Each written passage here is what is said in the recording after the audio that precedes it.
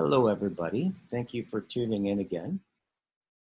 I'm going to give some context for the conversation I just had with Johannes, and I don't know if I'm pronouncing his name quite right. It's Niederhauser, Johannes Niederhauser. But before that, I want to just give some housekeeping things. If you're interested in one-on-one coaching with me, just email me. My email's below. Also, for my company, the Circling Institute, during the coronavirus outbreak, we are going to be doing all of our events online, which means that you don't have to live in the Bay Area if you want to come and participate in them.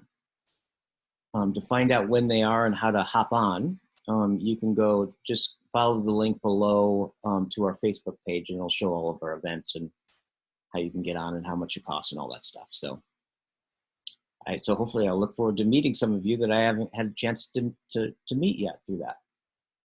So Johannes is a Heideggerian philosopher, scholar, and teacher who, in my view, is the real deal when it comes to being a philosopher.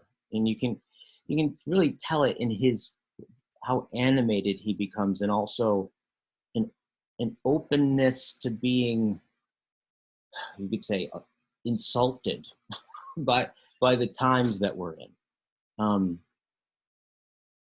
That there's a way in which I think Johannes really embodies and lives thought in the deepest sense of the word. And I wanted to talk with him today about his experience and his perception of the particular time that we're in right now. Philosophically speaking, time and temporality in the sense of the Heideggerian sense of history, meaning that there are epochs of understanding, of intelligibility. And that for Johannes suspects that the time that we're in the coronavirus and what we're witnessing may just be a crack into modernity, into this particular time of enframing and technology that we go deep into what that means in the conversation. And just like a crack can be something that damages, but it could also be an opening. So we also address what's possible in this time, what could be, philosophically speaking and culturally speaking. So I really encourage you just to tune in and enjoy this conversation, because we circumambulate around a number of very, very deep things. And if you're not that familiar with some of the terms, I would just say, just tune into the things that strike you, and you may not understand everything, but kind of let go of the necessity to. There's multiple levels of meaning, I think, you can grok out of what we talk about. I know that I didn't necessarily understand everything that was being spoken. I'm sure as I listen to this conversation, as I always do after conversations with Johannes, I will hear things that I didn't initially understand, that I didn't even know that I didn't understand at this time. So enjoy. And I'll have a link to his channel below.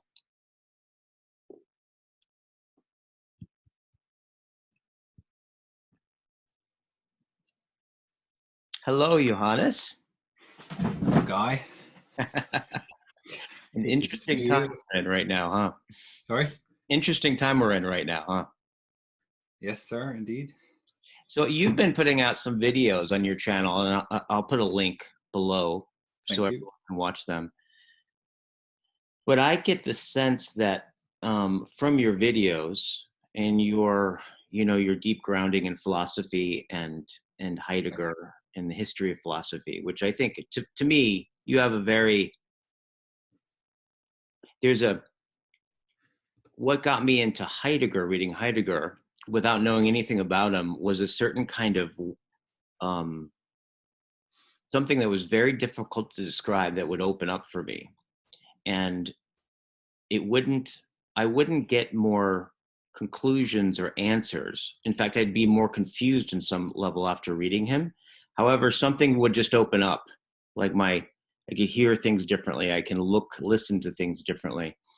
And so when I came across your videos, I noticed a very similar feeling. There's that sense of where, I would listen to you, and it wasn't like I got a bunch of information, although I did, but it was more like what happened through getting it. Mm-hmm. A certain kind of a revealing of something kind of uncanny, something that's like really, really close and near, but difficult and concealed in its nearness. So whatever that realm that breaks open, where a sense of wonder comes, even dread of horror, right? All the things that let you know, like, whoa, you're a being. That weirdly enough make us both laugh.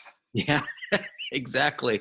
And so there's a sense in which these videos on one level are really dark, but on another level Yeah. are also intimating a possibility, like a crack in, I think, what you've been calling modernity. And so I'd love to have a conversation about what is the time that we're in. What does it mean that we're in a time? Yes. That we're even in a time. Yeah. About it. What does Heidegger have to say about it? What do you have to say about it? What is the possibility of the crack in this particular time? Yeah. So briefly on Heidegger. So there's a sense of urgency in Heidegger's texts. That's what draws you into Heidegger. That sense of urgency, by the way, you also have when you read someone like Paul Natorp, a thinker who's basically forgotten these days. He was actually the gentleman who brought Heidegger to Marburg. He saw in Heidegger someone who was very different from the neo-Kantians like Ernst Cassirer and himself, and Hermann Cohen, who was also a neo-Kantian, a brilliant thinker, by the way, just like Cassirer and like Natorp. But there's this sense of urgency. When you read Cohen, for all of his limitations in terms of being a neo-Kantian thinker, you read him and you understand that there was still what was breathing through these lectures was still just this extended memory of thought itself. And of course, it finds different ways of articulating itself. But you have that in Heidegger too. And Heidegger lives long enough for him to be publicly known and becomes, of course, the greatest philosopher of the 20th century, even though that doesn't matter, right? But he's well known. But he's to a certain degree our last piece of memory that we still have of this way that philosophy was thought, and it was how it was passed on to future generations, because this is what philosophy is, right? Philosophy isn't about imagining some blank slate future that we can just arbitrarily come up with. No, it's that which is old, right? As Aristotle says, and this is a quote from Natorp, "Toti en enai," that which it was being. Being, enai, is a different name for that which was our ancestors, the ways of thinking of the past, and those open up a genuine, radically open future. And by the way, philosophy isn't something that's done in academia, blah blah blah. No, philosophy is, and I'm not going to say it's a way of life, because that sounds a bit weird too. But no, philosophy is where truth articulates itself, and it articulates itself for an epoch. So what I've seen so I have this channel which is called Classical Philosophy. There are reasons for why I call it this. I don't concern myself only with what people would think of as classical philosophy. I think of classical as a way of being again, right? A way of existing.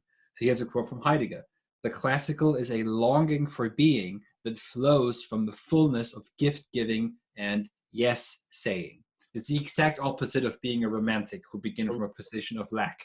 The longing to be classical is a No, long. no, the classical itself, the classical human being, you could say, exemplifies a longing for being. Longing for being. That flows from the fullness of gift giving and yes saying.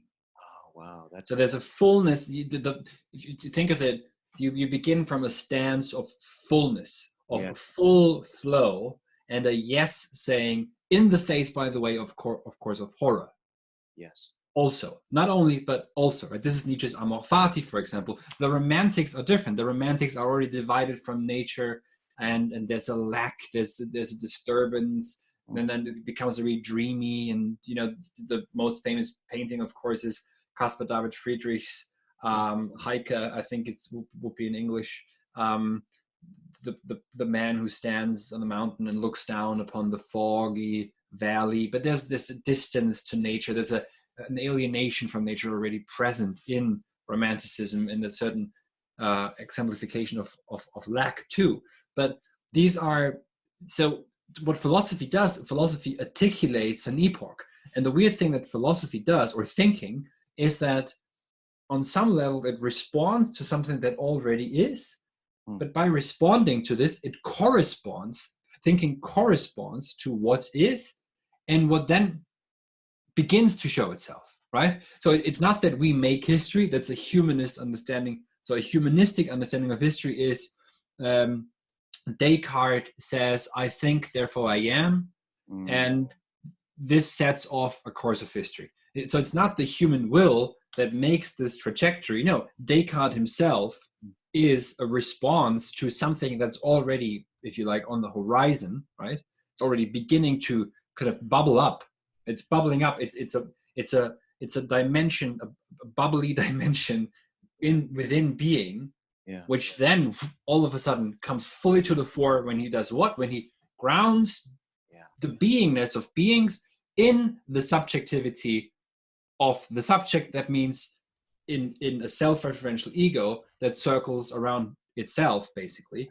And that's, if you like, that's one of the catalysts of what we call modernity, the epoch of the human being, where the human being begins really to think in terms of epochs, first of all, that are clear cut, right? There's the Middle Ages, there's the Roman period, there's the ancient times, there's prehistorical times. Very interesting way of thinking about this too. And modern means present. So we think of this as a full, sheer presence. Perhaps I'm just explaining this etymologically. I might be wrong, of course, but I think that what modernity is, what people have called it, it's an explosion of abstract intelligence. It's an explosion of intellect. It's an explosion of power as well. And that's set off by something that's been brewing and then made possible by what Heidegger actually calls the rebellion against being. And the rebellion against being is what Descartes and Francis Bacon literally do. They do rebel. If you read it from Heidegger, you can see it, because they begin. Bacon, for example, says we need to get rid of the telos, right, of the purpose of nature, of its goal, its inherent meaning. Descartes says something similar, because then we can kind of mash up everything and literally posit what it means for something to be. And that's what kicks modernity off. So it gives tremendous powers to the human being, right? But at the same time, there's perhaps also something else at work, not just us, as Heidegger often says, we're just functionaries of technology. We're actually just executing something that's working through us, and we're not. We're within what he would call Gestell, a framework, and framing within which, or thanks to which, or due to which, we organize the planet as a standing resource waiting to be exploited. And that's an a priori judgment about the world. So nature has become nothing but a resource, and nature does not have, it's not allowed. It's her. I'm going to is a female, is not allowed her own ways. Mm-hmm. And to some degree, you could even say that this virus right now is perhaps this kind of a response that was in the making. Because if you keep pushing, and keep pushing against nature, it will fight back one way or another. It's very striking that this is an invisible enemy. It is invisible to us, and it's coming from a realm that we no longer considered even to be there. Because why? We live in the fantasy of we'll soon all be immortal by uploading ourselves to the clouds, or we will have flying cars. We will have a perfectly streamlined existence from, birth, not even birth, but making myself and then not really dying, right? It's just going to be a streamlined, extended line on which I can make experience after experience after experience to get a thrill, to get a kick out of it. But I'm kind of, we're all that Sartreans, right? To be a bit facetious, we make ourselves, and then there comes along this stupid piece of machinery that's not even, I don't know, is a virus alive? It isn't, probably, right? By definition, and says no, and it just shuts down. And what I saw even before this extreme outbreak now of these cracks is that the self-certainty of subjectivity, so that's Cartesian self-certainty, that had already, I think, had begun to crack over the past years and many, maybe decades even, but it's now accelerating. So the certainty is gone. The model of that many have in their heads of this is how the world works, and we just make everything fit into that model, whatever that may be.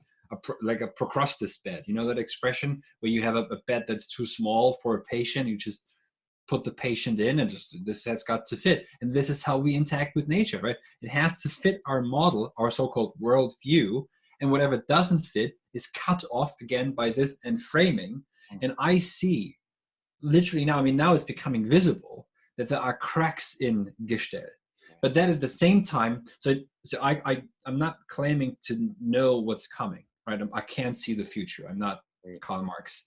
But what I think a thinker can do is to see that all of a sudden there's something else that's possible again that others have been shouting about for decades anyways.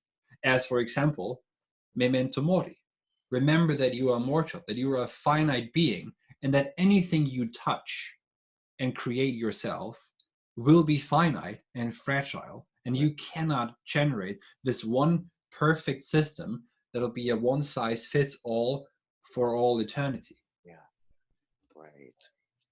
So there's a way in which, so basically what you're saying is what I'm hearing you say is, so thought, right, for philosophers isn't the thing going on in our the wiggly electrical things going on in our brain. It's more like I'm getting the sense of like a philosopher, in a certain sense, tunes into what the intelligibility of the time, and begins to almost perceive it and then bring voice to it. So it's not like it's not like the philosopher thinks modernity in its head. It's more like the philosopher emerges out of its time and then begins to speak what has already been emerging in the culture. Yeah. So we don't dream up something that's not there. Yeah. And yeah, exactly. So we can't, I mean, what we envision in that sense is but in terms of philosophy, it's even more profound, because it must, if it's genuine philosophy, it must respond to what thought always had to respond to, and that's truth, and that's some of the principles that thought simply has. For example, the identity between being and thought, which you can doubt, but you still have to presuppose it, right? Yeah. But we're living, actually, I think, in a time of fantasy, where, for example, take the example of transhumanism. Transhumanism, I've been ever since I came across them, I found them just weird, just a bit wicked. But I just recently realized why I find it so appalling, why I find it so evil. Because what it does is, and transhumanism comes in many forms, right? The crudest one is with the promise of salvation. So you will be digitally immortal. Mm-hmm. Yeah, that's neo-Christianity, right? Not even good Christianity. And then because all it'll be, it won't be oneness with the Creator. It'll just be me online in the cloud fulfilling my desires. That's the promise of Ray Kurzweil. What I find wicked about all of these promises about the future is that they're fantasies, right? This kind of this hope for a utopia to come, whatever that looks like, traps us in a fancy of a future that cannot be fulfilled. I mean, psychologically, that's devastating. And historically, I think that this has tremendous effects on us too. But it also cuts us off from that which has been, right? So people talk about a meaning crisis or nihilism or a sense of meaninglessness. Well, that's literally, if you want to speak just causalistically, which I shouldn't, but that's an effect of being cut off from being cut off from a sense of there's something extended way beyond me, right? As Heidegger puts it, we're just thrown into Dasein, we're thrown into existence. We don't make ourselves. We get, we have to take on this burden of existence and find our path, but this path cannot be made from nothing. Yes. It must be, sorry, it's kind of like, is that in the language of being in time, it's called coping, right? It's what he's talking about, that we're not a being that shows up and creates its destiny. We're already thrown into a time, and that what the human being is a coping, right, through a particular kind of caring. And I know he talks about it, there's like the authentic mode and the inauthentic mode in being in time. But that sense of, that's one of the things I've really noticed about art in just my lifetime. I've seen this kind of change happen, which is just trippy to watch dramatic changes in understanding what existence is in one lifetime, right? But there is that sense in which this even the way that a lot of people talk about the time, as if they talk about the world as like a problem that could be solved, right? Yes, I mean, look, Karl Popper, sorry to interrupt, Karl Popper literally says all of life is problem solving. I think that's one of his books. So no, I mean, but okay, we can talk about what the word problem means, right? But the way that they understand it is, of course, it's just a formal logical problem. So it's moving from nature, right? From this understanding of being in nature and being dependent on the seasons. You look at a beautiful painting from the 1600s, right? From like a Dutch master painting a blacksmith, right? You've got the animal who's also to some degree part of techne, but also of course part of physis in itself moving.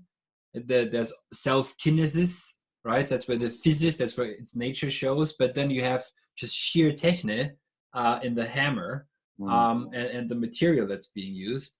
But also you have to play with the elements, with the one element, fire, pure aietzoon, as Heraclitus says, ever-living fire. Fire is not what physicists claim it to be, something dead. No, fire is the element that makes Prometheus was chained to a rock for a reason. He gave humans fire, right? So don't underestimate the power of fire and what it is. And this is why fire is the fact that we can have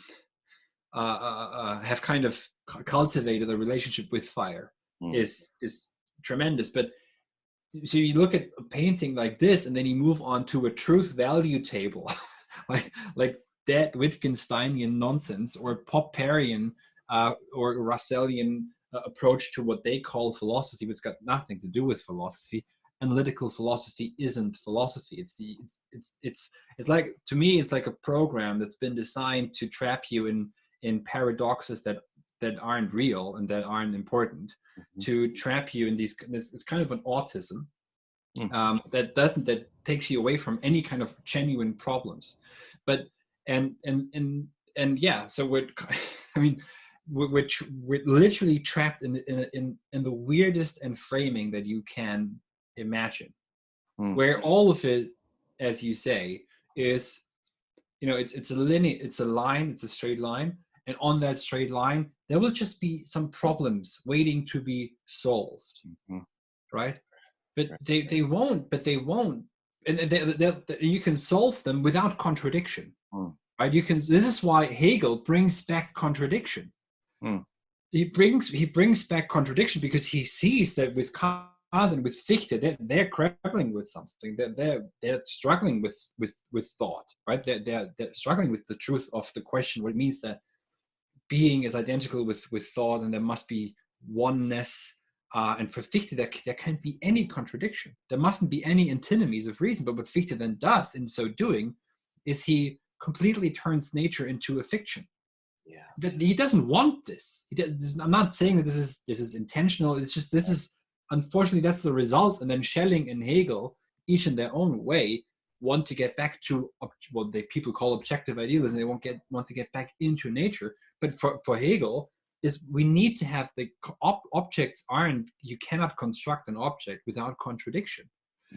Because if like the world we live in now is basically a Kantian transcendental world in which objects really are without contradiction, and that also means without resistance. So what we're dealing with are appearances and representations, nothing that's real. Hence this thirst for real food. I mean, can you imagine living in an epoch where you walk around a city and say, "Oh, they've got real coffee here, honey." Yeah.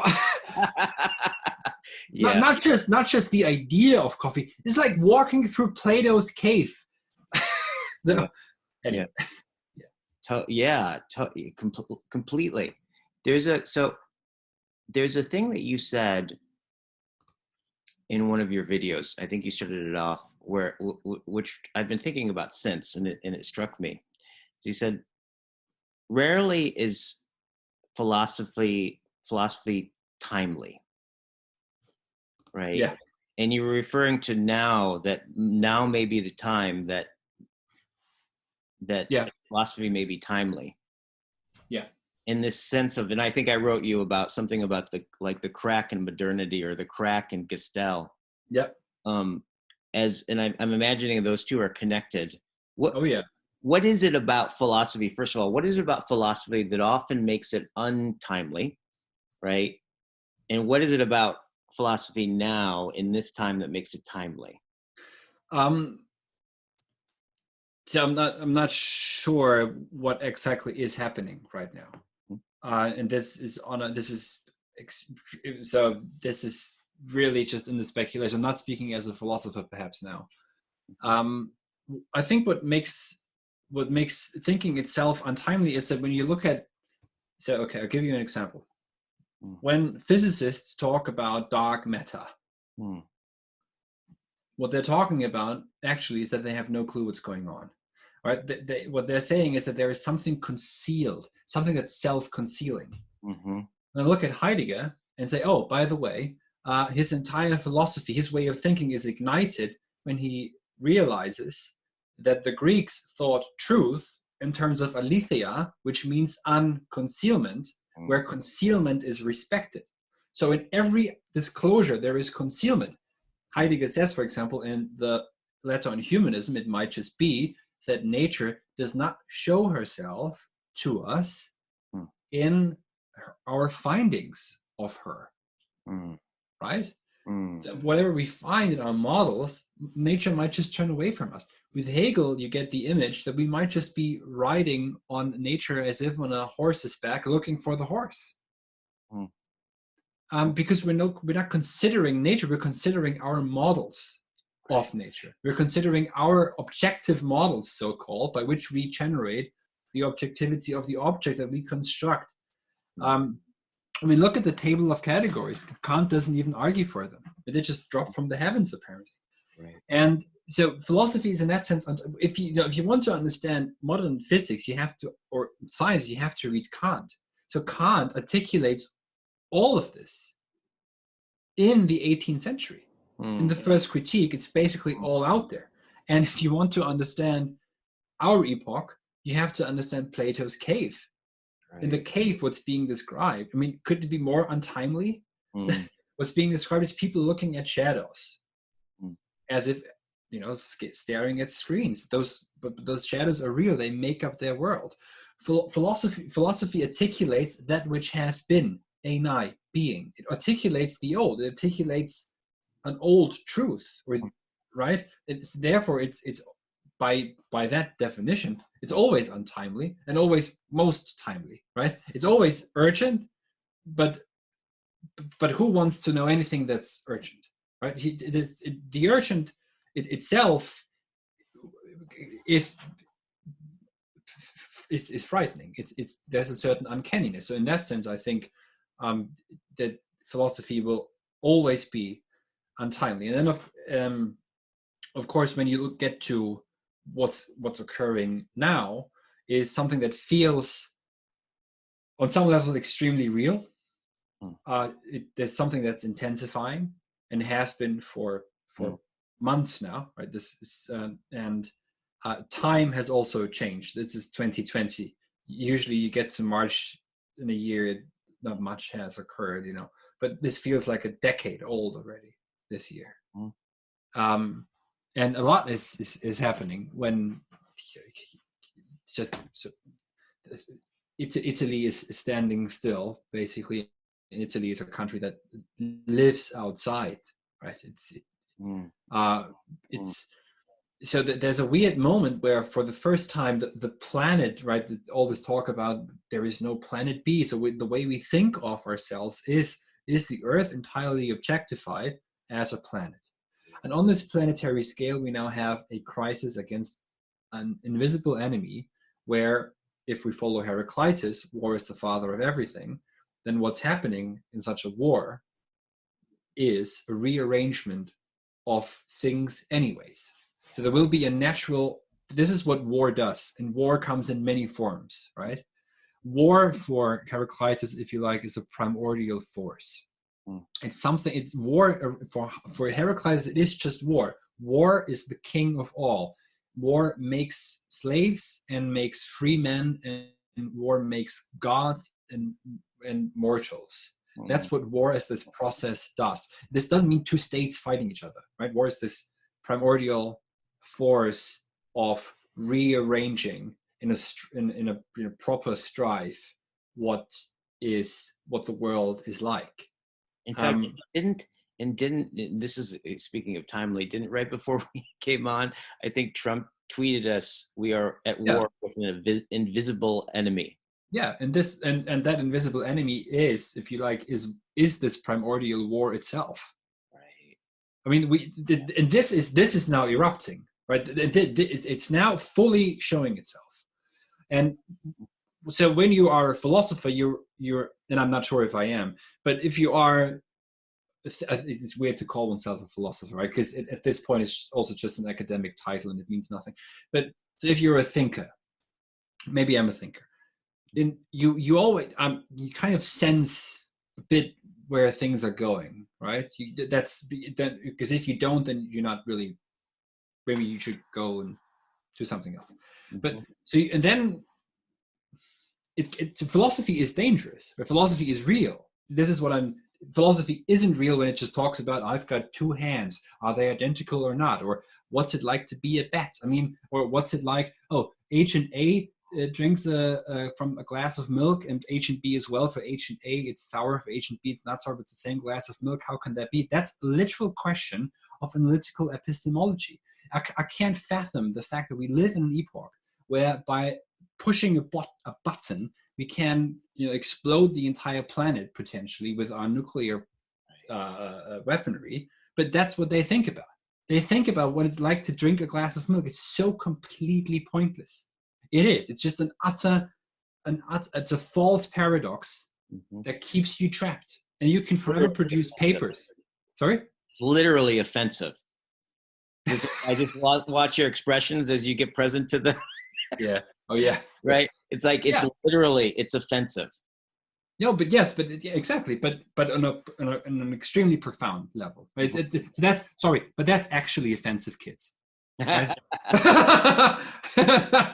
You know, because that kind of that pretends to be reason, but isn't. Mm. It pretends to be rational, but is the exact opposite. It's not reason. Mm. This is not why we are the being that's in tune, to quote you, right? In tune with logos. Right. So to be a thinker, you said to be in tune means to be attuned with what is. But in order to be attuned with what is, one needs to be also in disharmony with what is. So if I just lean into the fashions of the day, I'm in what Heidegger calls das Mann. Right. You follow the herd, to speak with Nietzsche, right? So you have to be in kind of in a disharmony with what is in order to lean fully into that which really is going on. And then, of course, no one, whatever, I don't know anything, first of all, right? To quote Socrates. So I'm not pretending to know anything. But I think by this kind of detachment, displacement from the ordinary, one can kind of see a bit clearer what might be on the horizon as well. And what's happening right now is that there is this tremendous shift occurring. All of a sudden, people are being torn out of their ordinary self-certainty, which is, I go to work, I make money, I pay my bills. This might be, for the Western world, this might be it, basically. And if I do all of this, this is fine. I'm just a consumer. Another day, another dollar, blah, blah, blah, with all these nonsensical ways of living, right? I'm a total worker, to quote Andrew Taggart. My meaning, what would I do if I were isolated for 4 months? So it's a basic certainties of life which is being stripped away from people all of a sudden. And this could also mean that maybe not everything will be available at the click of a mouse. Like, I want to have stuff, just whatever. I'm just going to order. And unfortunately, of course, Amazon is doing really well right now. But that's another possibility that might be on the horizon too, which is horrible, which would be just Gestel and framing winning, and we would be just trapped in our houses and just ordering stuff on Amazon. I hope that's not happening. But so the self-certainty is gone to a large degree. It's a memento mori moment. We don't think of ourselves as mortal beings. We think of ourselves as consumers. We think of ourselves as citizens or voters, right? We're voting cattle. We're kind of dragged out every 4 years to cast a vote and participate in the process and, have your voice be heard. But voter, right? Is that an identity to be a voter? Is that something you can be? Or is that just maybe something that's required from a certain machinery that's at work? Yeah. To be a mortal being, however, all of a sudden casts you into a relationship with something that's extremely intense, which is death, which is why death is a taboo, literally, because taboo means something that's very intense. This is why the French call sex le petit mort, right? The little death, because it's almost on the same level as intensity. That's the intensity of death. And right now, though, everyone can feel this intensity of existence, because all of a sudden death is a very, very, very real possibility. Even if some people will still say, the numbers aren't that bad, and people will still say this, but to many right now, something is cracking. And that has to do with death, with an intensity of being itself, that's showing itself, that maybe existence isn't just, nice and cute, but maybe there's an intense danger in everything that is. You know this, that Heidegger quotes Hölderlin, saying, where there is danger, there the saving grace grows also. Now, if you're a dreamy romanticist and that's fine, when it's dangerous, I'll be saved. No, this is to say that when there is danger, there's saving grace only then, and the other way around too. Where there is a saving grace, that's where it gets also really dangerous. Yeah. So this intensity is now, I think, revealing itself, and all of a sudden people are turning to philosophy. I can see it on my channel, which has, you know, really gone up in just in pure numbers, and people commenting and sending emails and asking about, you know, I had one guy who's he just said something like, the model I had in my head all my life was, I want self-certainty. I don't want, but where is this coming from, right?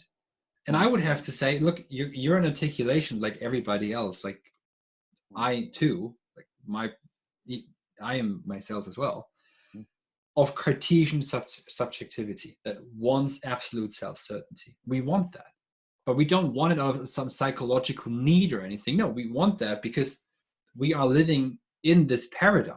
Yeah. And we don't have within this paradigm, what's not allowed for is tragedy.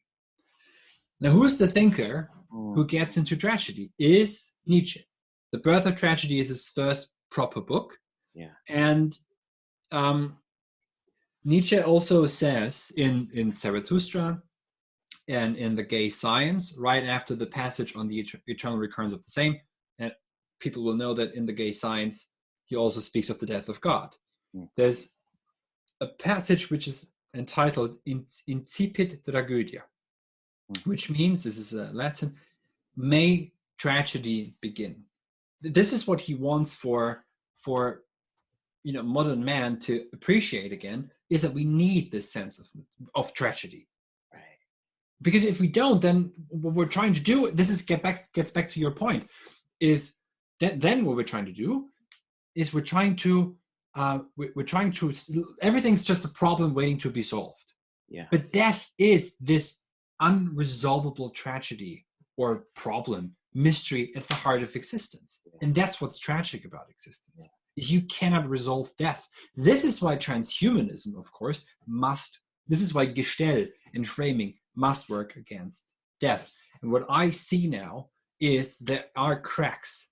And these cracks aren't absolute. I'm not saying there's another world to come, but what I am saying is that we can now almost like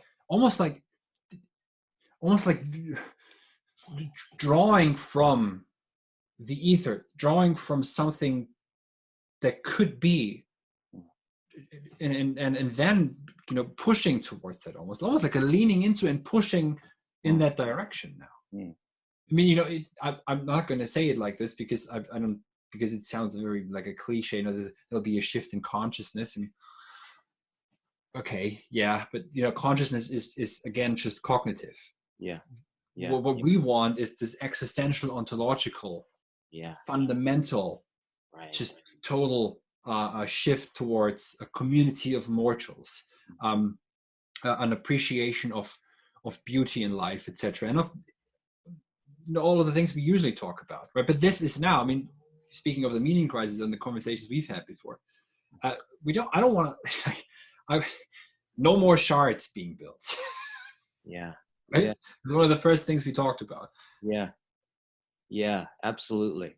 I just, you know, so you're talking about being mortal and that attempt to erase it.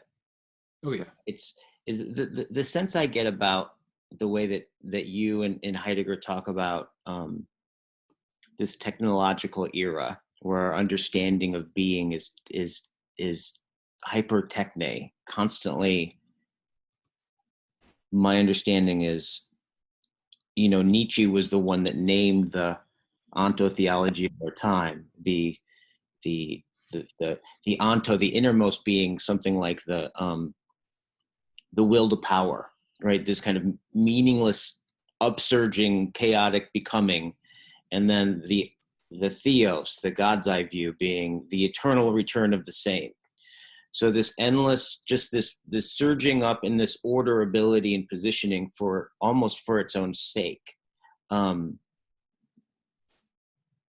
where, and maybe we can talk a little bit about this transition from where my understanding is that shift in understanding being as a standing reserve to be optimized, that like actually we don't even view ourselves as the subject anymore. we view ourselves as a standing reserve, right? So this whole notion of like biohacking, right? Like quantum, like the quantum self, and measuring everything and Oh looking yeah.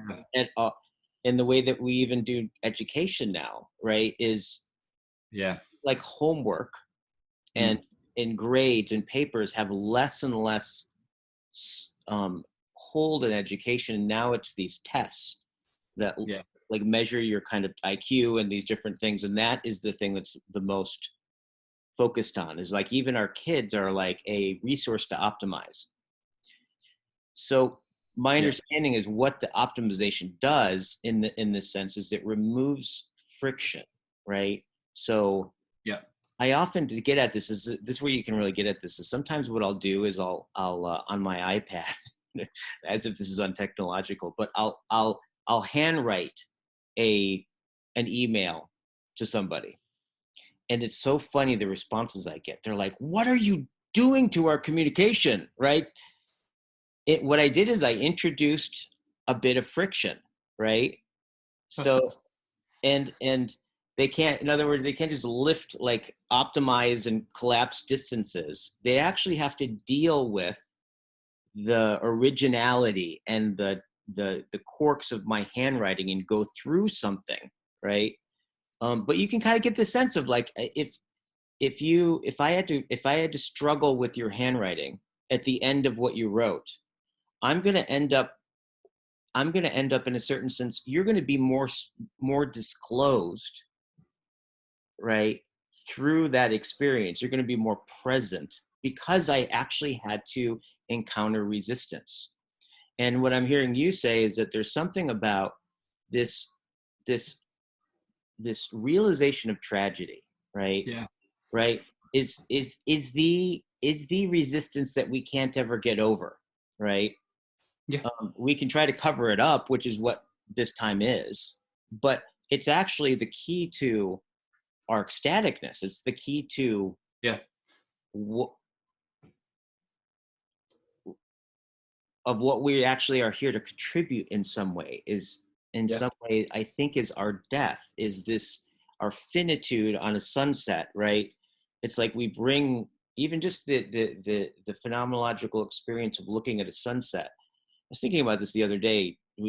Because we just moved to Alameda, and we have a little bit of a view, and there Yeah. was this spectacular sunset. And Brianne was like, "Hey, let's go watch." And we stood outside, and we were just mesmerized. And it's really interesting because I think it's precisely my, like what, like my finitude on that sunset is what allowed it to shine forth, right? It's actually my limitation. It's my mortality. It's my death that allows things to kind of come forward and stand for a moment.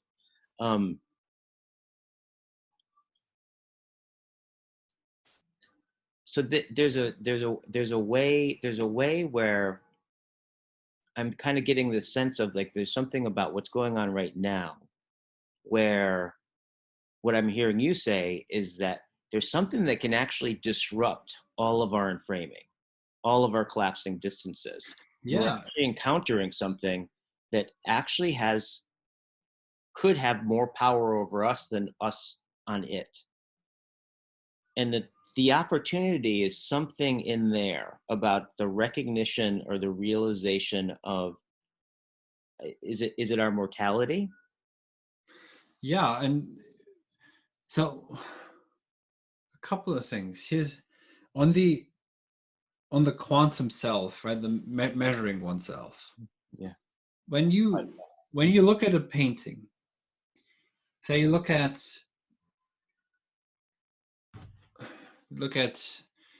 envision any painting you like to look at. I'm thinking of Turner, of Lake Buttermere. Mm. Now I can, because it's at the Tate, which is now closed for the first time in 120 years of history. So Mm. that's how severe the situation is. Mm. And so I envision Lake Buttermere and this master of light and darkness. Now I can see this, and the lake begins to shine forth. And in this proper sense of theoria, I begin to see nature, and nature looks at me in her ways and in her reason. This is what art does, right? And Heidegger would put this differently. He would say that earth and world strive in the painting. That's what a Hegelian would say, is that the reason itself comes towards us in nature if we let it occur.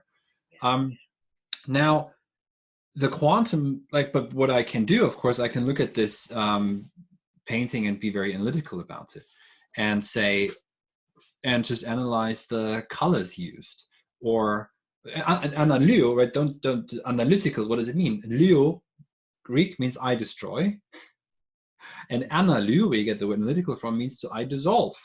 So you dissolve, you pull everything apart until nothing's left. Okay, so you can analyze the painting and look at the painting, and so what color was? You can zoom in. You can use any kind of machinery to zoom in and look at the quantum structure of the painting. You've destroyed it. It's gone. Yeah. So you don't find yourself, right? You don't find self-certainty by measuring every heartbeat. That's not you. I mean, if this is what you think you are, then you're gone. You've disappeared yourself in the machine. And this is nothing to be celebrated. This is literally becoming even more than just a functionary of technology. This is becoming properly enslaved by technology. Right? And this is because you're not just executing some of its demands, you're succumbing yourself to it, whatever it really is. This is also something quite uncanny. Because technology isn't just human reason coming to absolute full fruition, and all of our knowledge is entrapped in all of these machines. So that's something I thought about when you were speaking. And then, of course, the other question is what is it to experience or see beauty? And I think that beauty and tragedy are so close to each other. If not, they just seem so close to each other to me. Yeah. There's, I mean, I was thinking also of Dr. Faustus, of Goethe's Faust. And Goethe is one of the keys to understanding modernity. Right? Wilhelm Master, for example, that's about the machinations of, shall we say, of certain concealed groups. Then there's concealment in history, Goethe tells us very, very openly. Then you have Dr. Faustus, who makes a pact with the devil, with Mephistopheles, and it looks for eternal youth, etc. But that kind of what's being taken from so what Faustus is ultimately he is the modern human subject. He says in the beginning of it, I've studied everything. Hier stehe ich nun, ich armer Tor, und bin als klug als wie zuvor. Here I am. I'm a poor fool. I'm just as intelligent as before. And then Mephistopheles comes along and says to him, gray is all of theory and green is only the tree of life. By the way, weirdly enough, some people always quote that, all of theory is gray. You should go on and look at the real tree. Don't forget, this is a quote from the devil. So you should also, if you quote something that sounds nice, make sure you understand who said this and in what context. That's really important. So because proper theoria isn't gray. It isn't. That's where life comes to shine, because to be just sheerly and immediately in nature, then you're not human. You're just, that's like an animal, right? And you don't want to be an animal. We're not animals. That's one of the things Heidegger tells us, is that the human body is completely and fundamentally different from an animal organism. Yeah. That's something we don't want to hear. We want to be animals. Yeah. Don't forget who says, don't forget who says that you have to forget about theory. It's the devil. So the devil tempts Faust, of course, with all kinds of desires, with youth. So he destroys a beautiful young girl of 15 years of age, and the world ends in misery. The devils are dancing at the end of it. And that's a parable, of course, for our times, that in this extreme search for self-certainty and knowledge, we are susceptible to pacts that we wouldn't be perhaps if we accepted some sense of, if you like, tragedy or finitude and mortality. And the world that's being built, a beautiful world, is a world that to some degree knows, I think, that it will end, but it still builds itself up from out of this profound knowledge of finitude. Yeah. And that finitude, and that's really getting at the sense of our death not being an event in the future of a line that we cross, but that the most primordial sense of finitude or death is something that is actually animating our entire life. Yeah. Like that sense of that it's not this event that I'll one day, this line that I'll cross. It's actually it's the horizon that lets everything gather itself up in front of us to have a life. Death is constantly present in that way. Is that, am I reading that correctly? But it's the strangest presence, right? Heidegger calls death the concentration of, I want to get the camera right, of all concealment. Right. But death is also, Rilke, your favorite poet, speaks of death as a friend. Yeah. That we must cultivate a friend who we must cultivate a friendship with. Right. And to become an adult for Rilke is to become friends with your death. Right. And that's that who wants to, this is the always untimely perhaps, but not in a moment where we're entering the realization that you cannot have forever supply chains that are on the minute. Right? The world we live in, what people call globalization, doesn't mean, oh, well, we'll all be nice to each other and have free trade. No, it means that we've got supply chains that are so efficient just to carve out for capital a couple more, percentages of profit every year, just in a tiny amounts, but it all adds up for capital, right? Where a car that's being built somewhere in Spain gets auto parts from somewhere in Asia and wherever else, and it's all delivered at the minute it's needed. Yeah. This is the world we live in. And of course, it doesn't even take a virus. At some point, this must collapse. Just anyone who's got, not even philosophy, just common sense, this can't be kept up. I'm working on more lectures for my Idleness with Dignity course at the moment, right? Great. And so one of the things that I'm reading Plato on the his dialogue Critias, which is on Atlantis and the origin of Athens. So I'll get into the origin of Athens in the course, but I'll also get a bit into Atlantis. Now, Atlantis sank, right?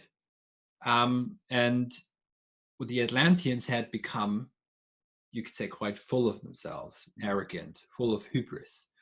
But what's being described, just as a side note almost en passant by Plato, is that the harbor never stands still. So the harbor is always running, it's always operating. So they're turning night into day, and the days are, to quote Heidegger, of a hazardous unrest. There is no stillness. They know no stillness. But stillness is the origin, but it's not a big bang. The universe does not originate with a big bang. The universe originates in stillness. And every image that we have is just fundamentally wrong. First of all, the Big Bang was an invention in the 1950s. It's basically the story of origin without God. It's kind of like something from nothing, haha. And so it's Genesis without God. The sun imploding in billions of years, that's Judgment Day and hell rising without God and devil. But the Big Bang couldn't be more wrong. It's just completely off. It's still, and now people will comment, oh, I was listening to him until he questioned science. Well, No, the sciences have to start questioning themselves and actually finally read people like Kant and wonder, what is it that we find objective findings, right, by subjective categories? That's where you have to start. Go right into that, go deeper into the cave, or realize that you are in a cave first. And then go out and come back in and go deeper into it. And the sciences are, lagging behind. They're extremely untimely, to be honest. Now, the Big Bang is wrong fundamentally because it implies crash at the beginning. It implies noise at the beginning. It implies utter chaos. No, there's stillness. The beginning of it is stillness. It's not a scream. It's not violence. It is actually stillness. That's how the universe, if you like, begins, but not as if in a point in time that we can measure. No, the origin is always. And this is why people find themselves when they begin to meditate or begin to be still. This is why people, in pure psychological terms, have no memory of themselves or who they are when they rush through their lives, right? There will be people you talk to, and you do coaching, I do what I call philosophical guidance or philosophical consultation. Some of the people you talk to, I had a lawyer. He said, I've got no memory of my time as a partner, 80 years of his life.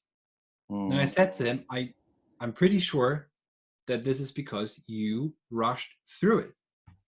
You never took a minute to reflect on anything or think through. He was never still. No memory. He says 8 years of his life are gone. He's got no memory of his kids at the time, almost, when they were growing up. He's got almost no memory of his wife at the time. It's just all one big blur. So it's in stillness where we come into connection with what is and with what is today. This is why, what does it mean to meditate? It doesn't mean to, look at your phone every night for 5 minutes to sleep more efficiently. No, it's like to meditare. That's where you get the word medicine from.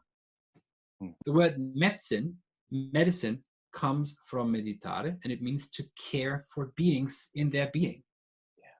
Periander says melita, so I might be misquoting this, melita tanpan, I think, is the Greek, which means to care for beings, for everything that is. That's what to meditate is, but that means to become still, and then to find in that stillness, in this proper idleness with dignity, right? To find oneself, but also not just oneself, but everything else that is. And then you can begin to care for it. It begins with stillness. But of course, a disturbed kind of late modern subject that just wants total self-certainty and therefore mustn't allow for its own death, because that's when its own certainty would be just washed away. Mustn't allow, there's an anxiety that kicks in when it becomes too still, right? So boredom now is a horovakui, as Kant says. Kant is the most modern philosophers of all. So boredom is a horror of emptiness. And and of course, why? First of all, why would emptiness induce horror? Why? That's Mr. Kant. But also, Langeweile, which is the German word for boredom, means literally a long while. But it can also mean, if you play around with it a bit poetically, it could mean something like a long dwelling. So to have Langeweile used to mean to have time, to be leisurely, to have leisure. That's, I think, what it used to mean. And those are the moments of stillness are I think threatening to the system. But weirdly enough, what's happening now is that kind of the planet is in lockdown. There's a necessitated stillness now.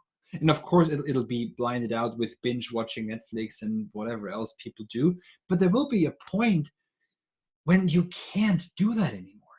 You can watch so much Netflix, but there will be a point where it's just melting your brain, and something will kick in. It'll be probably quite terrifying to many, but it'll also release energies from others.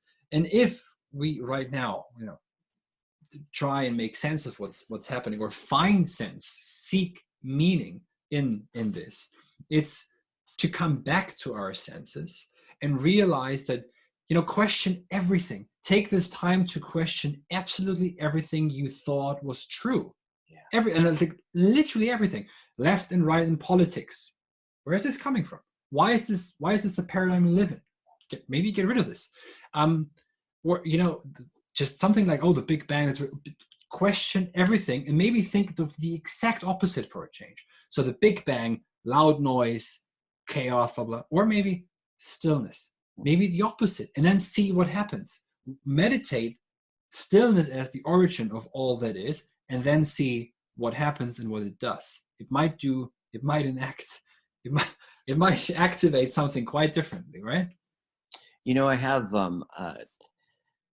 in my new place that I can just walk down the stairs, and there's a little dock that sits on a canal that runs through the island. I'm on a little island called Alameda, and I've been going down pretty much every day, and I just kind of sit on the dock and I'll write poetry or just be there, just kind of sit there. And I often have this experience, and it's really been interesting, of where I'll be just there, sitting there, being in the silence, and then like a little fish will like just make a little sound in the water. And there's this sense of something kind of breaking through in that moment, some kind of ecstatic little, but I was thinking about, you know what, this is very much like the notion of Aletha. Because I think what got revealed wasn't the fish or the sound. What got revealed was the silence, right? In that moment, like the silence I was subject to it, right? And then the sound came, and it's what got the truthness of that, in my experience, was it unconcealed silence through the sound. There was that sense of it wasn't that a fish got revealed. It did get revealed, but what got revealed was concealment itself. And I think that's one of the things that I think my understanding of Heidegger in this time, one of the dangers is that we no longer we no longer can see concealment. We can no longer listen for it or to it, right? Yeah. Which is, and I'm wondering about it, if this is what you're talking about when you're getting to silence and stillness, of that actually the most primordial things, the most truthfulness are things that withdrawal, right? But that we can tune into and be attuned to something withdrawing, right? Yes, and that's weirdly enough when a sense of wholeness emerges. That's how this emerges, is when there's no longer this will to will that wills evermore. What we're operating under will never let us become whole in any way. But I also have to just thought of something when you used the word ecstatic, and also, you know, this way of because there's something ecstatic about conversations too, which very often happens when we talk. There's something I have to credit you for, which I'm not sure if you have gotten credit for it yet, is that you have taken academics and have ecstatically taken them into some different way of conversing, right? Because it is difficult to do this, but then again, there's just so much content anyway, so no one will probably say, oh, but here you say this, right? Because this is obviously on the go, so there might be, when I actually read what I said, I might actually say, oh, I would have put this differently. But there's something about this very contrived way of giving talks, or writing. I was just actually reading today my book on Heidegger and death and being. I just thought, this is so dull. If I were to publish this independently, I would have to completely rewrite this. And so but it needs more of this ecstasis, more of this standing out. And don't forget, as you know, so I'll just mention this for listeners, is that ecstasis for Heidegger isn't being on ecstasy and running around wild. No, it takes you out of the ordinary, and for Heidegger, it would be the most ordinary thing to do would be to be in a nightclub and like pouncing away on techno music and just being reduced to your body. But no, so ecstatic has to do with temporality. It has to do with time. So for a sense of time, that's all of a sudden that's ecstatic in what sense? In the sense that it takes, so first of all, it takes you out of the linear understanding of time, right? So this is now, I'm going to do this tomorrow, and I did this yesterday. And what I did yesterday, maybe to some degree will influence what I'm doing today, but there's always another day, there's always another tomorrow. I can always do something else tomorrow. And what really counts is you hear this very often, the present moment, or I just paint my own future. No, the ecstatic puts you in a mode where on the most fundamental level, that which has been, that which presently presents itself, in that which is, so that which is to come, future, comes from out of that which has been. You always come back to this one thought, which is toti en enai, that which was being. And that's where meaning, all of a sudden you realize there's something else that's already there. Yeah. And you have to rest concealment. You have to wrest it from concealment, disclose it for a moment, and then the world lights up in its unique, finite beauty just for once. And by the way, I will quote this again. I quoted this, I think, in some other podcast a couple of weeks ago. This is Paul Natrop. So this is philosophische Systematik, which is philosophical systematicity, but I don't think there is an English translation of the book. Now he says here, because this has to do with creation, right? We think of creation now as the Big Bang, just some loud noise in the beginning. Now here's what Paul Natrop says, the gentleman who brought Heidegger to Marburg. Here's what he says. I am there, and I am yours. I am there for you. And then he says, this is where we are, immediately at the original point of creation. This is creation. Think it's so literally, if you think of creation, you have to think about the Bible. No, you think about being there, being present for someone else, being with someone else in this presentness that accepts, and that's creation. This is immediately in creation, he says. This was a Vorlesung. This was a lecture series given at a university. Can you imagine? Wow. And now it's John Locke says this, and there you go. Again, right? PowerPoint after PowerPoint slide. This was an original translation given on, this is like lecture 3 or something. Right. And of course, here also, this will be interesting to you. He says, Gadamer says, in honor of his centenary, Gadamer says that Natrop and Heidegger, they were both of the same thing, which is die eine Philosophie, the one true philosophy. And he ends his speech in honor of Natrop here by saying that Paul Natrop's thinking, I'm translating from the German, as a whole, right? Because thinking is always just as a whole. It's not just pulling out some sentences from, he says this here and says this here. This is also important, right? Because as we're talking and having these conversations that are where you're taking us academics out from our usual ways, but you have to look at this as a whole. So don't get caught up by one word or something. But no, there should be, best case scenario, there should be a wholeness emerging from this. And so as a whole, it's an attempt to answer to that one question which was asked by Master Eckhart. The question is, why are you going out? Why are you leaving home? Warum geht ihr aus? Why do you go out? And once more, the answer is, as it was with Plotinus, as with the mystics, as with Fichte, as with Hegel, and I shall add Heidegger, Heim zu finden, in order to find home. Finding home, right? This path of finding one's home, and that is love. That's love. That's why philosophia is called philosophia, a love of wisdom. It's the love of that old wisdom that is a way of returning home. And this is what love is also in a real relationship. It's granting the home to the other. I am there. I am with you. I am there. I'm there with you, and I am yours. That's creation. And this is this finding home, right? I'm not saying you, I'm not talking about Gemütlichkeit. So I'm not talking about finding comfort or finding, unconditional love. And no. Love is conditional. It wants to find a home. It wants to be grounded. It wants to become grounded. So there's always this desire, but true love is where this desire is met, and at the same time there's a certain balance and equilibrium that's being found.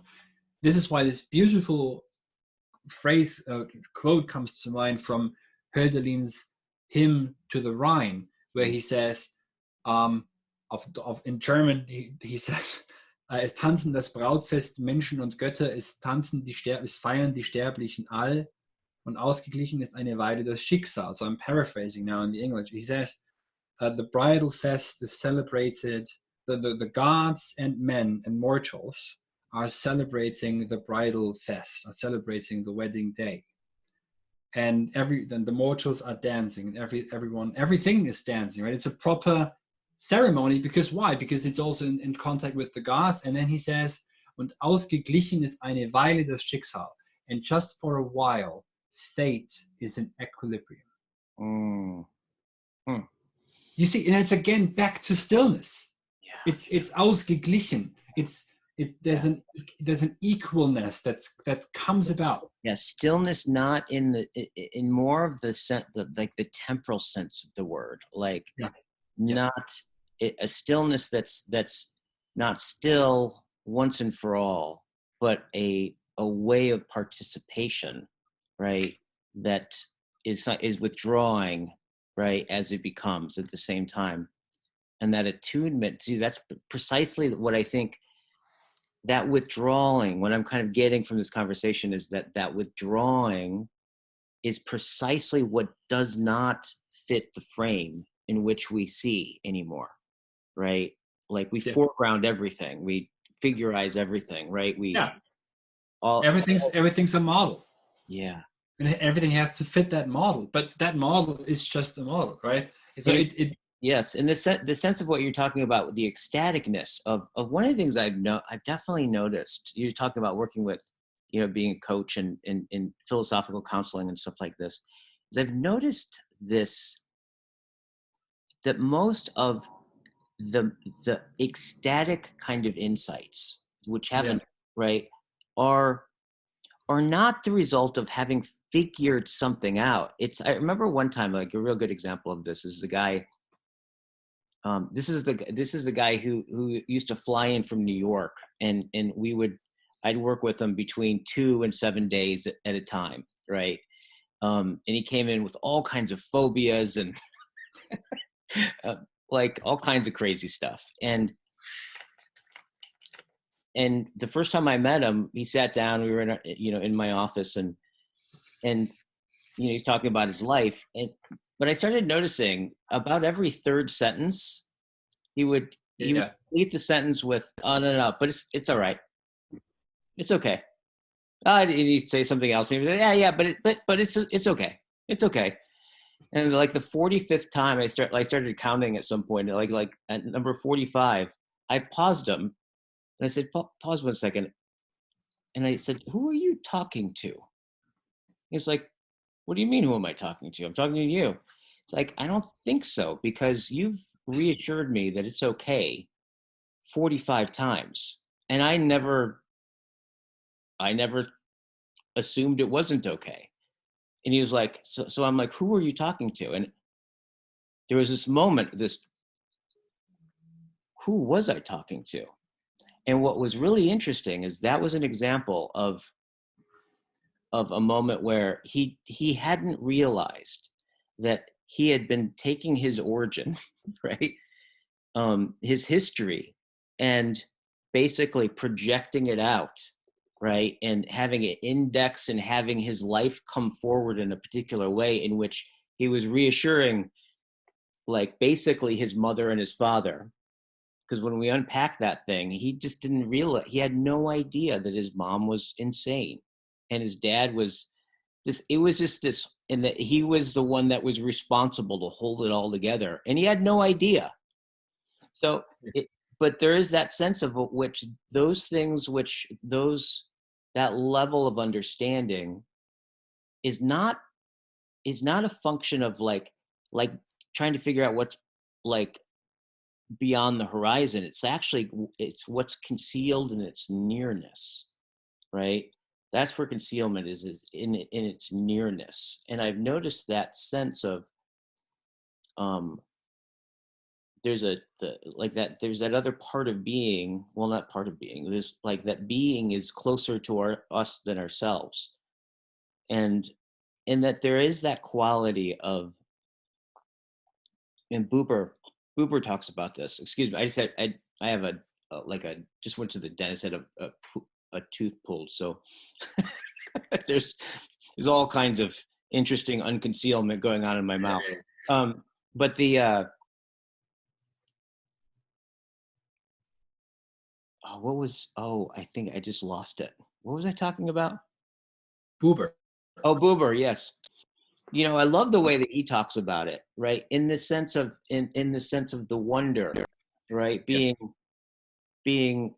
that we're always in a relation. We're either in an I it or an I thou. And an I it is where I relate to whatever I'm relating to as a means to an end. Yeah. And an I thou is one in which I relate to as an end in itself, right? And what he says is that I it and I thou are always spoken as one word. Mm-hmm. In other words, there's no self-completed I out there that then goes and meets its or thous.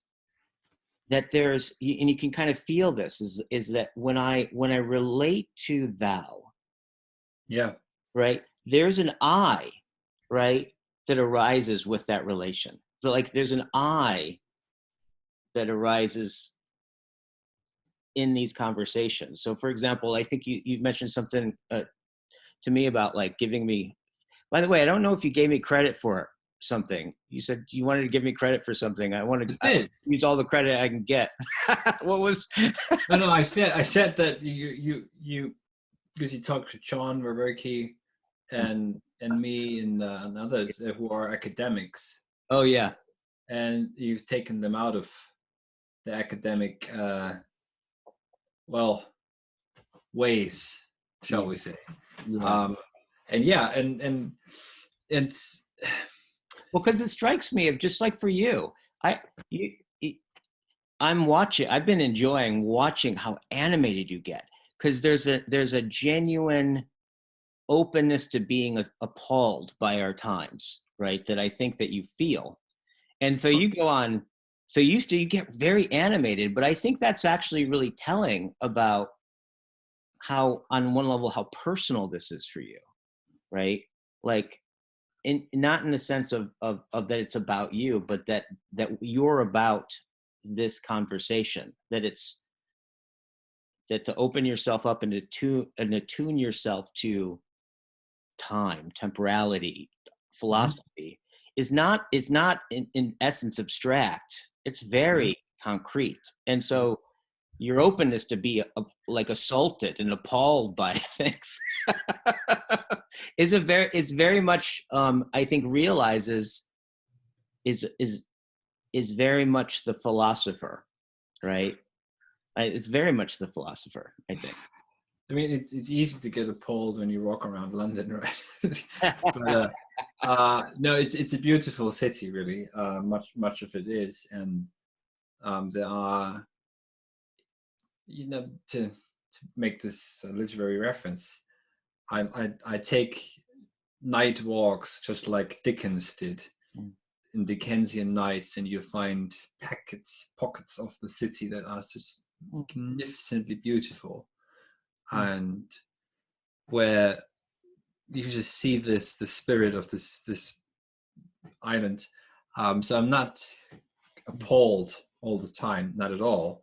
There's just, and I'm not appalled by human beings either, really. I think what is appalling though is when people don't take responsibility. And in this moment, for example, the egoism you see with some is, but I have to do my meetings. I have to go out. I need to. No, right now you don't, because right now we need to make sure that we stop the spread of this virus. That's one of the things we now have to do. And this is not even speaking as a philosopher, but there's something obviously there is something fundamentally weird about someone who becomes a genuine philosopher thinker. You are always kind of seeing something that is already on the horizon, and you say it. If you say it, and then you get castrated for that, you get kind of chased out the town. But that's what it's always been like, right? Just think of Socrates. That's the best example. Yeah. But in Socrates, you know how he dies or why he dies. And Socrates, of course, walks around the market square and bothers people. But he's also greatly loved. I mean, he's adored by the children of the elite, actually, of the city, which is why then the older elite lashes out against him, because they listen to him. But the philosopher is, I think, not even talking about me, the philosopher must be in the what we now call the public, right? But one must also one must not become a sort of a puppet of the public. You need to have some distance. You need to have some concealment and self-concealment also. And what's very important, I think, one video I recently put out is on the machine stops. So one of the things that we're doing is kind of a bit like in this short story where we sit in front of avatars and talk about ideas, right? And we get excited about ideas. Whoa, wow, this is, and I'm thinking like, are you really being transformed by this? Or is this just something you say because it's something you've heard and you want to feel something? So this isn't about your feels, right? This isn't about feeling. This is, an actual transformation is earth-shattering and it is terrifying also. Horrifying. So if that doesn't set in, horrifying. If that doesn't set in, then it's not really happening, and maybe it shouldn't happen or something. But so there's also a danger to confuse sort of the public avatars of the people you see on YouTube with. So there's something, by the way, there's something uncanny about this too when you then actually meet someone. Yeah, we haven't met yet in person. We probably won't, at least not this year, because of the virus. Yeah. So I think that the philosopher is to some degree always displaced, but at the same time much more in the heart of things than everybody else. Much more there where it's at. This is where the thinker is, and then tries to, by the way, there's this coming, there's this could be. But right now, I think there is a crack, and in this crack, I'd like to push. And I have been given the talent to, I'm German, obviously, but I've been given the talent to speak English on a level that I think is almost perhaps on a native speaker. And I can kind of work with the language poetically too. And which might come because I'm a musician also. So I right now I do see myself as one of the many voices who will try and see this as an opening to allow for something else to arrive. Not that we make it, but that is already brewing, and that a world for humans. That's what it is, I think, is supposed to come. Not a world for quantum selves and functionaries of techniques. No, I'd like to see a world for humans, of otium cum dignitate, where where professors of philosophy aren't producing publish or perish, right? Aren't producing papers that are meaningless, but no, where they actually contemplate the meaning of being. That's why have an academia if that's not what First of all, the word academia doesn't make sense without philosophers. That's where it comes from, right? So, without philosophy, you're not a university. First of all, if you don't have a philosophy department, if your philosophy department concerns itself not with the question of the meaning of being and existence and contemplating beings and truth, then you don't have a philosophy department. Shut it down, and don't call it a university. Call it Educational Inc. Education Inc. Get a degree here for way too much money, by the way. That's a whole nother issue that we shouldn't talk about. But then, of course, there must if I may fancy for a second. May is the world perhaps to come, right, is one where we have again what we've always had, which is a group of people who ponder the meaning of existence and contemplation for everybody else. That's what artists do. That's what poets do. That's what true authors do, like Dostoevsky. That's what philosophers do ultimately, and thinkers do. And without having to produce, without having to be measured and evaluated. I don't want education to be evaluated. I find it grotesque that students can evaluate a teacher and destroy a career of a teacher. I find it grotesque that you get hired because of the impact your paper has supposedly made, which is so easily to be hacked too. I find it grotesque that we think of ourselves in terms of numbers. Don't enslave. I want a world where we don't enslave ourselves to numbers. We don't die of numbers. I'm speaking in slogans now, but maybe this triggers something. And the world then is one of otium cum dignitate. Again, otium is not identical with, but is related to stillness. Leisure is related to stillness. And it's a positive notion for the Greeks, skole, where you get the word school from, by the way, and otium in Latin. These are positive notions.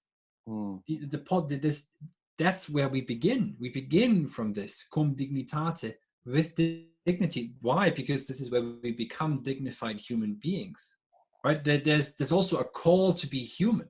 It isn't just you're born. Here's the label human. Whatever you do, you'll be human. No, there's that responsibility comes with it. I'm not talking about basic human rights. I'm not saying this. I'm saying you have to rise to the challenge of what it means to be human. And this is difficult. And while you do this, or anyone, when we do this, don't ever think that you have the answer to everything, or that you have the moral high ground to judge everything and everyone around you. I think, by the way, that this will be the end of wokeness. I very much think so, because wokeness is simply only possible in times of tremendous affluence and exuberance. And like kind of too much stuff of everything, and then desire just focuses on whatever it can complain about. But yeah, so the world I envision is one of a sheer return to what life used to be like, anyways. An appreciation of mortality, of ancestors, and hence a human future that's to come, one where we aren't, because the future that people envision of self-driving cars, and that's not a human future. Like literally, when you go to an airport like Heathrow, where it's already all self-driving and blah, blah, the one thing that's always an impediment is the human being. That's the one impediment to everything, is the human, because the human adds a level of, bit mad, not really as efficient, oh, there's too many people in the north. Can you please go south to go through security? And then people don't do it, and it's kind of a mess. Right. So the one thing, this airport will just be fine without us. It'll just run its operations without us. Yeah. That'll be better. I mean, just, exaggerating, of course. But we have, I think, a return to stillness, question everything in these coming weeks and months that you think was true. That's one, by the way, that's why it's horrible to be a philosopher, because as Hegel says, right, the philosopher dies every day out of concern and worry for the world. Yes. So that's right. Yeah, it's not. So I want to just read. I keep thinking about this. If I can just to start bringing this to a completion, because I know you have to go to bed soon. Yeah. Something on the way to language. This book here. It's a dialogue where Heidegger is talking to a student of one of his of somebody who Heidegger was professor for in Japan. Yeah. And there's this one part here that just really struck me.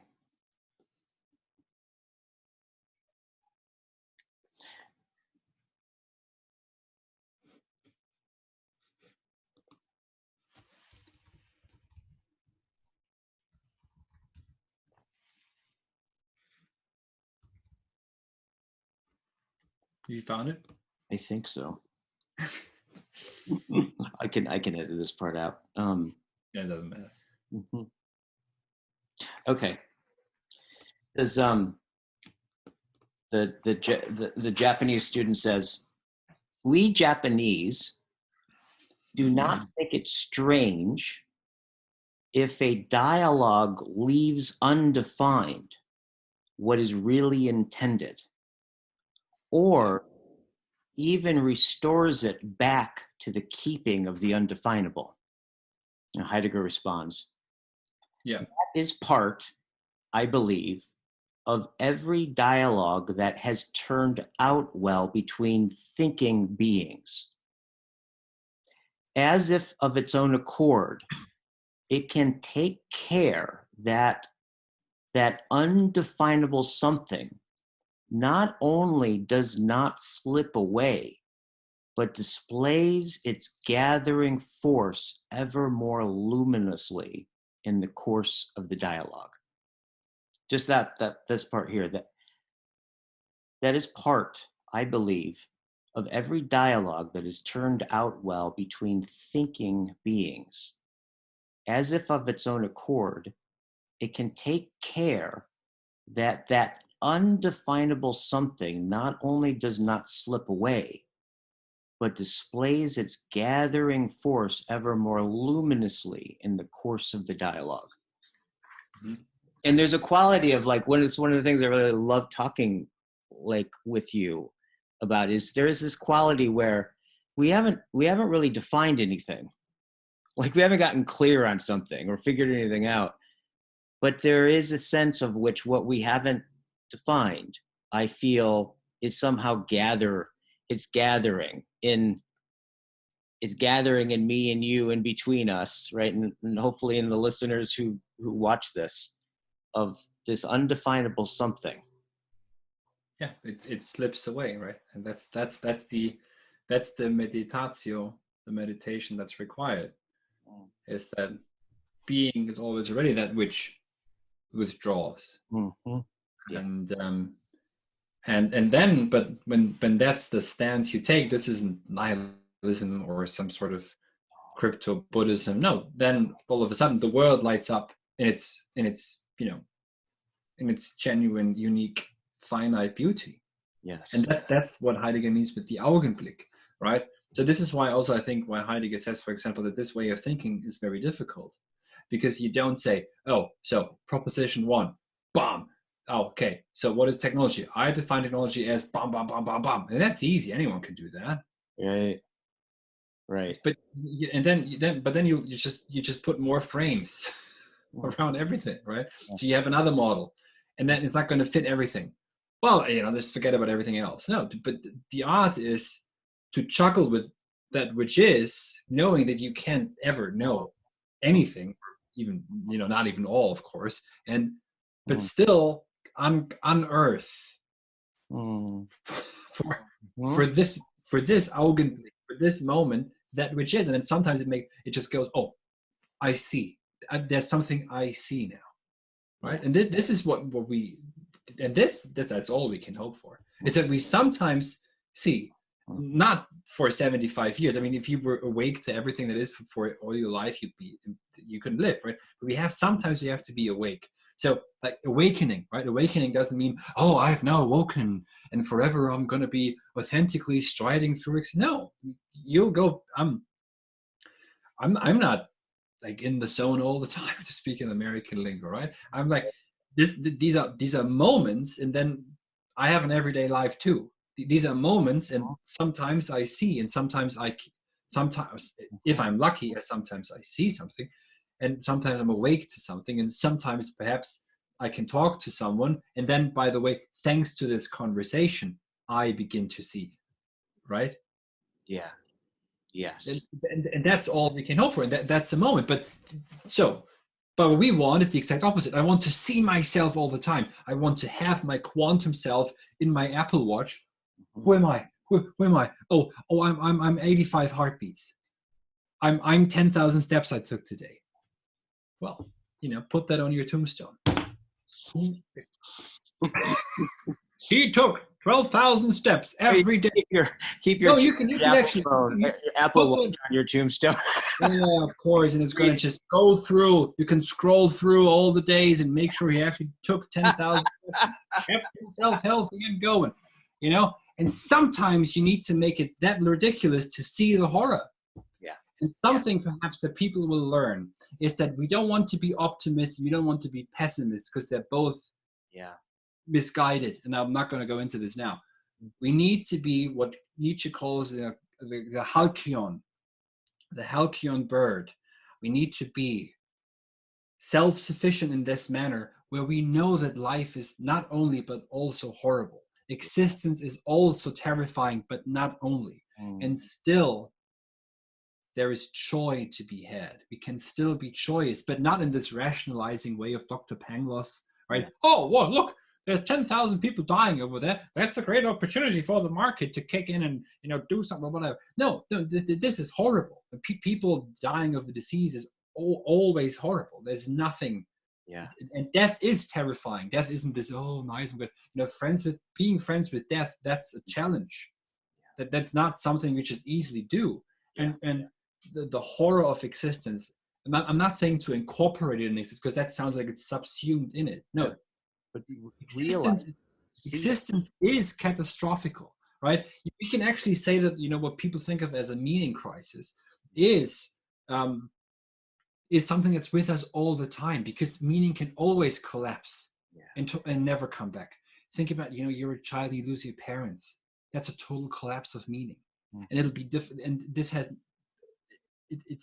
so, but still, there must be this, that there can be this joy and of affirmation, which of being, even though it's can also be horrible. And this is something that now will become the challenge, and it'll be, look, like the people, I said this in one of my videos, like Nietzsche's amor fati is terrifying, but it has become a self-help principle, which is so strange. Yeah. This is a challenge. If hopefully not, but if really there will be great suffering, and there already is in Italy, in other places like China, and it's terrible. Will we still be able to follow Nietzsche on this? That's the question. I can't answer that, but that's, can we still say yes to life, and that it's necessary? And look at it, and just really stare right in the face of it, like really all of it. Yeah. All of it that led up to all of this, and what will come of this. This is not going to go away now also, right? This is, and I think we are entering, to wrap this up, I think we are entering a moment of great shifting and a turning, as Heidegger would put it. And within this turning, though, there is a way of overturning what is, and that's what I'll be leaning into over the next months and intensify. So yeah, let's build another world. Building, dwelling, thinking, right? Heidegger says you can't separate the three. You build, you dwell, you think. We'll be properly dwelling again, which means to preserve the earth, preserve nature. So thank you. Totally. So good talking with you, and so good getting to know you, and I hope to meet you someday. We will. Yeah. I'm much younger looking in person. Yeah, right. Yeah. Much love. Bye-bye.